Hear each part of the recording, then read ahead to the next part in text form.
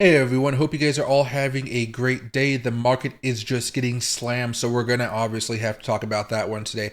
Before I get started, please make sure to hit that subscribe button, hit the like button. And if you guys have any questions about the video, of course, you guys can always comment down below.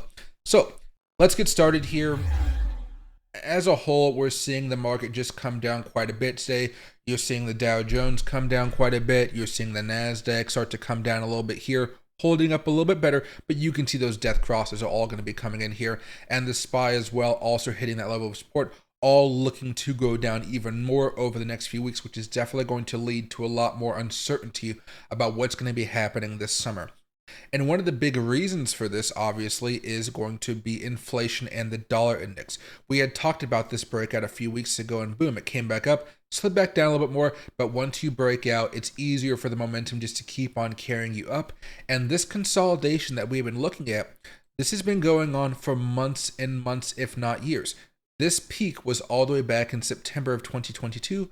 We are currently in, April of 2024. It's been a hot minute, and we've just started to break out. And who knows how much higher we can go? But it's not impossible for us to break out above this 107 level here, which could definitely lead to the stock market and the cryptocurrency market having a full-on crash type of event.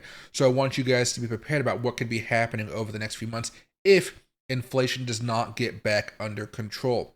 And right now, as we've talked about since the last CPI report, Jerome Powell has kind of given up on inflation, and he just wants to keep the economy chugging along and jobs still there. It's a hard choice to make. He chose giving up on inflation to start targeting more about the jobs and the economy overall. Again, that's each of you guys will have your own opinion on that type of choice that he's made. But what's going on with inflation? Why is inflation going up so much? This is the past 5 years. You have a little bit of a bar chart right here, and you can see we're nowhere close to where we were back in 2022. It was a horrible time. 2023, we saw things start to come back down and moderate just a little bit. But so far in 2024, we really haven't continued to fall. Since around June of last year, we've pretty much been going sideways. Things are not looking that great. And you have to ask yourself, kind of, why is this happening? Because throughout this time, the stock market was still going up because we were still finding a way to come down generally.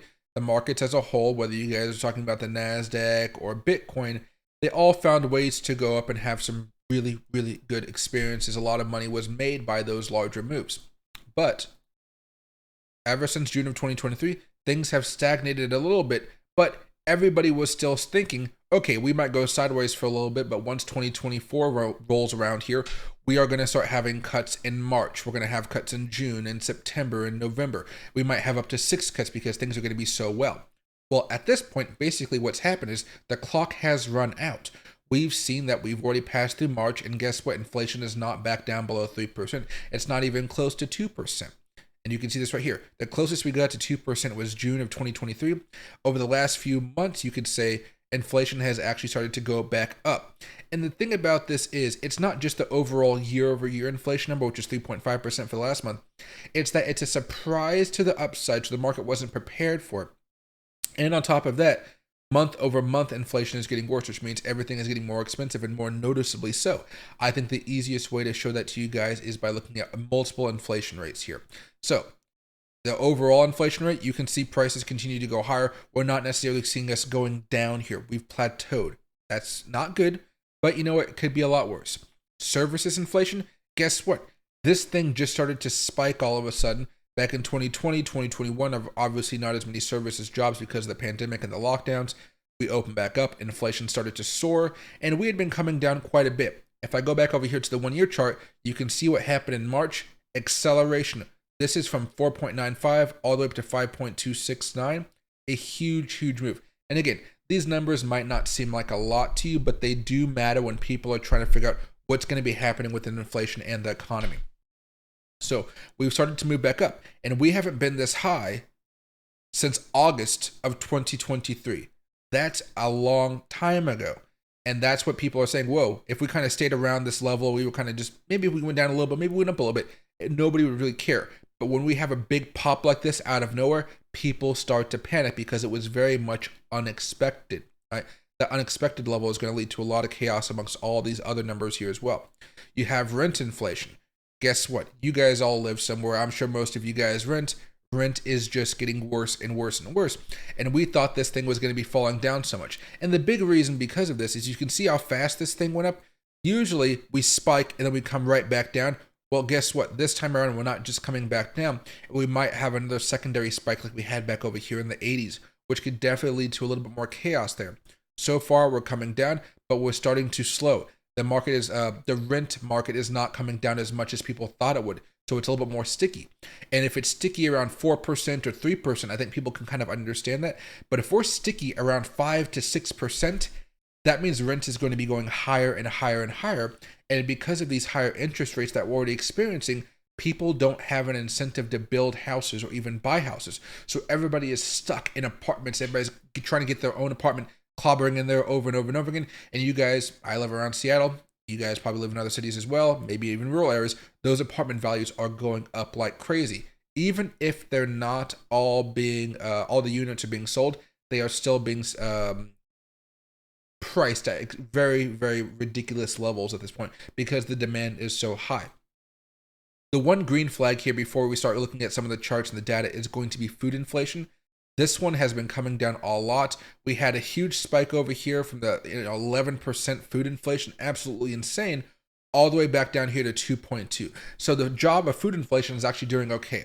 We might see this possibly reaccelerate with the way gas prices have been going back up, but we're going to be talking about that a little bit later, all right? So we know that the dollar index broke out earlier this month.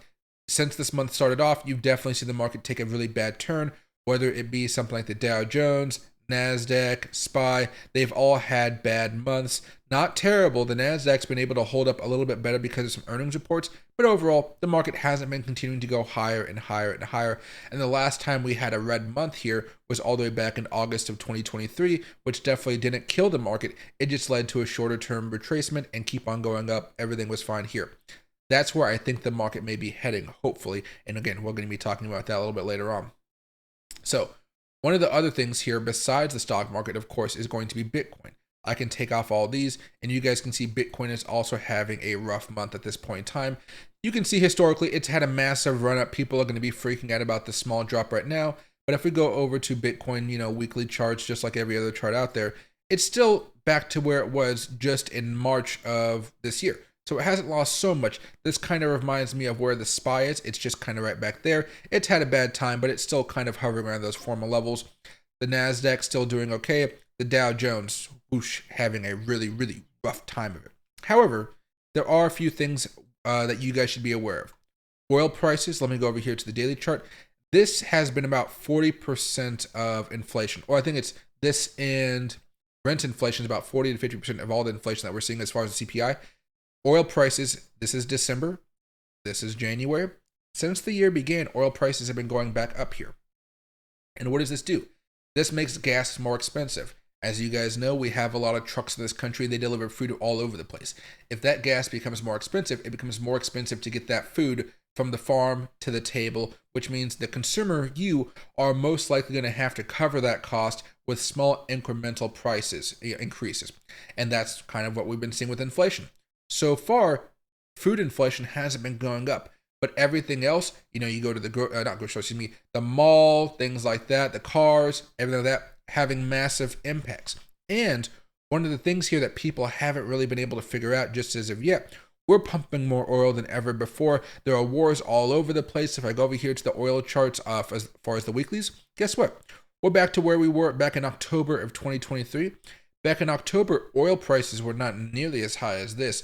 So we are seeing some supply issues from around the country, and that's going to cause more chaos because normally, once everybody is done with winter, the spring comes up and everybody starts going out for summer road trips and such. What you tend to have happen is a demand for gasoline. Less maybe in the home like natural gas, but much more when it comes to cars and stuff like that. And as much as we all love Teslas and all these new EV cars coming out, there's not enough of them to really deter oil from going higher. You guys know I've been bullish on oil for quite a few months here. I've been very happy with the results. We've all been looking at a whole host of stocks. And at this point in time, I still might be looking to buy into oil stocks, even though we have seen them come down a little bit today off of that news. They've still been able to rally, break out, and maybe we're going to have a consolidation here that brings us up higher. It will most likely add to inflation coming up in other areas, though. I almost wonder if I can see energy inflation right here, and there we go. This one, you can see how energy inflation has just started to go back up. This is not a good sign. Let's go back to the past 5 years. Let's go over here to the candle bar so you guys can see. Look at that. We had been coming down since March of 2023. Everything was getting so much better. All of a sudden, we're back to being positive. Hopefully, it's just a little blip like right here, and maybe things are going to get back to normal soon. Or it could be something worse, maybe with the wars going on in Ukraine versus, Russia, or the rebels out in Israel, Hamas, and then, of course, the Houthi rebels down in Yemen. A lot of chaos is adding to this friction that we're seeing in the markets, and that's leading to prices going much, much higher.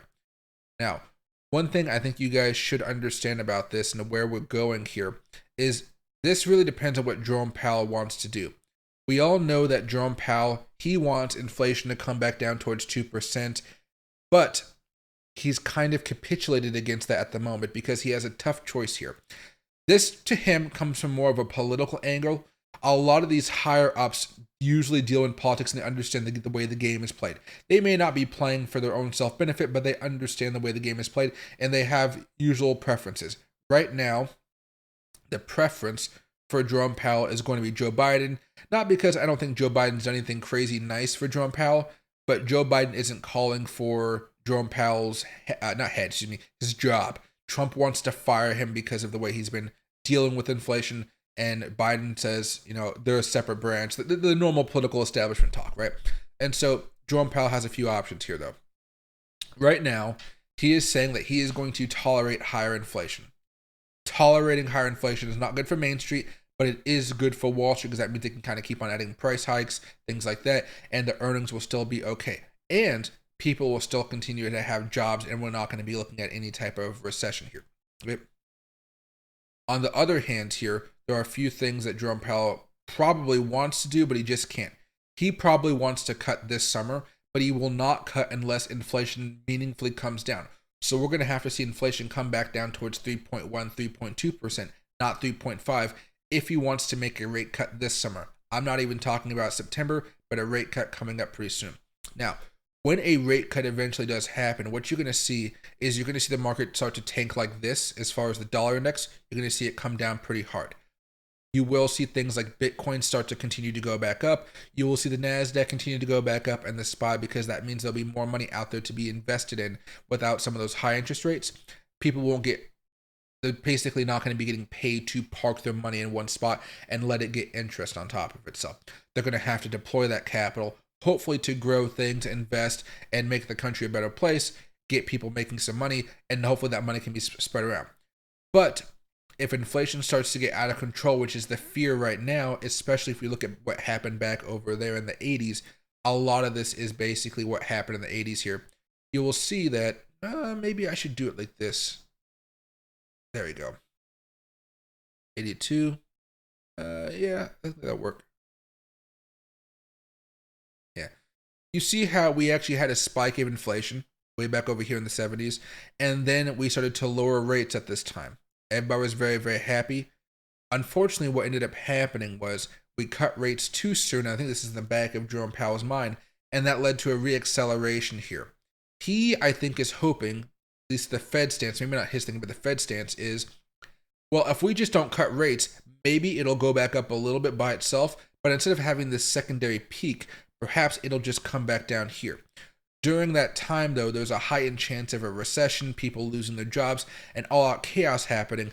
If that chaos does happen, of course, what you're going to see is lowering of the rates happening a lot faster, and of course, people losing their jobs and stuff like that. But maybe the stock market's able to hold up a little bit better on, and Bitcoin's able to hold on just a little bit more, which can get people more enthusiastic about investing here and again. So, as far as what's going to be happening here over the next few months, you're most likely going to see oil going higher. Unfortunately, that's going to lead to gas prices going higher. Out here in Washington, I'm paying like $4.66 per gallon. I'm actually paying a little bit more than that, but it just depends on the type of car you have. Gas is getting more and more and more expensive, and the government can't seem to stop spending. We're spending more than we did during COVID, and COVID was supposed to be an emergency where we were giving unlimited amounts of money to the government, state governments, big businesses, small businesses, and just people for staying at home as far as unemployment. So this is going to lead to a little bit worse news. I am still optimistic on the market, I would say, for the rest of the year. But what you might see happening here, for this is for Bitcoin, this is the same thing for a lot of other charts. A consolidation coming down a little bit more, consolidation going on until June, July, summer, and then somewhere over there we have a large move. There are certain things that can help and hurt us in that time frame, especially CPI every single month. When it comes to the Dow Jones and the Nasdaq, we definitely want to see some good earnings coming out. But with things like Bitcoin, I think it actually becomes a little bit easier because Bitcoin has to just look for more money across the world in the form of ETFs. Right now, we're looking at Hong Kong ETFs, which are definitely going to be great. But you have to follow these support levels here no matter what you guys are looking at. For Bitcoin, it's all the way down here at 63,800. If you go over here to the Dow Jones, there was a support level, but we just broke down below it last week, And now what you're doing is mostly looking at larger support levels here because, again, it rose up so fast. All the way down here at 35,000, maybe over the next few months, $36,000. Maybe that's what we're looking for. The NASDAQ over here, we haven't broken down yet. Let's go over here to the weekly chart and you guys can just see what's going on. Support level, still doing okay. We're still in an uptrend. We may retrace for a bit, but that overall move is still looking very, very good. No matter what asset you guys are looking at, those overall moves are still happening. I know with the SPY, we've been putting on the GAN boxes and stuff, and so far they've been pretty reliable. This one, again, has been pretty reliable. But when this does break out above that 525 level, oh boy, you guys are still going to want to be buying. So I'm using these next few weeks or days, depending on how long, most likely weeks, of course, that we come down. I'm going to be using this as opportunities to start dollar cost averaging more into positions because I don't think the rally is over yet. The rally will most likely only begin once we have good CPI data coming out. So if you guys are trying to swing trade right now, I still have mine open. I might eventually get stopped out here, and I'm just going to have to wait for a more favorable position, especially when we have all of the MACDs, RSIs, and stochastics all pointing bullish after a change of character breakout, okay? So, hope you guys enjoyed this video. I hope the government can try to get inflation under control, but at this point in time, they seem more willing to fight for the economy rather than inflation. And, there's ups and downs, but I think you guys all understand that by now. Thanks, everybody.